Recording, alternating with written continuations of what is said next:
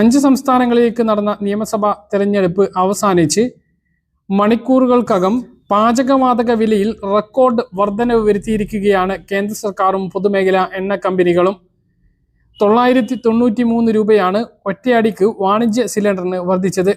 ഇതോടെ ഡൽഹിയിൽ വാണിജ്യ സിലിണ്ടറിന്റെ വില 3071 രൂപ 50 പൈസയും മുംബൈയിൽ 3024 രൂപയുമായി ഉയർന്നു. വീടുകളിൽ ഉപയോഗിക്കുന്ന 14.2 കിലോഗ്രാം തൂക്കം വരുന്ന ഗാർഹിക സിലിണ്ടറിനും പെട്രോൾ ഡീസൽ വിലയ്ക്കും തൽക്കാലം വർധനവ് വരുത്തിയിട്ടില്ല എന്ന് ആശ്വസിക്കാം.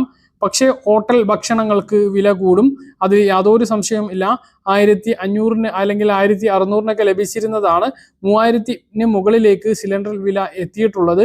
അത് തീർച്ചയായിട്ടും ഇത്തരം ബിസിനസ്സുകൾ നടത്തുന്ന ആളുകൾക്ക്, ഹോട്ടൽ, കാറ്ററിംഗ് ഉൾപ്പെടെയുള്ള തട്ടുകടകളെല്ലാം നടത്തുന്ന ആളുകൾക്ക് അത് വലിയ തിരിച്ചടിയാകും. അവർക്ക് മാത്രമല്ല, സ്വാഭാവികമായിട്ടും അവർ വില വർദ്ധിപ്പിക്കും. സാധാരണക്കാരാണ് ചെറിയ കടകളിൽ നിന്ന് ഭക്ഷണം കഴിക്കുന്നത്, അവർക്ക് പോലും ഇതിൻ്റെ വില വർധനവ് ബാധകമാകും എന്നുള്ളത് ഉറപ്പാണ്. നിലവിലെ സാഹചര്യം തന്നെ സിലിണ്ടർ കിട്ടാത്തത് കൊണ്ട് തന്നെ പല ഹോട്ടലുകളും ഭാഗികമായിട്ടെങ്കിലും അടച്ചുപൂട്ടിയ സ്ഥിതിയുണ്ട്.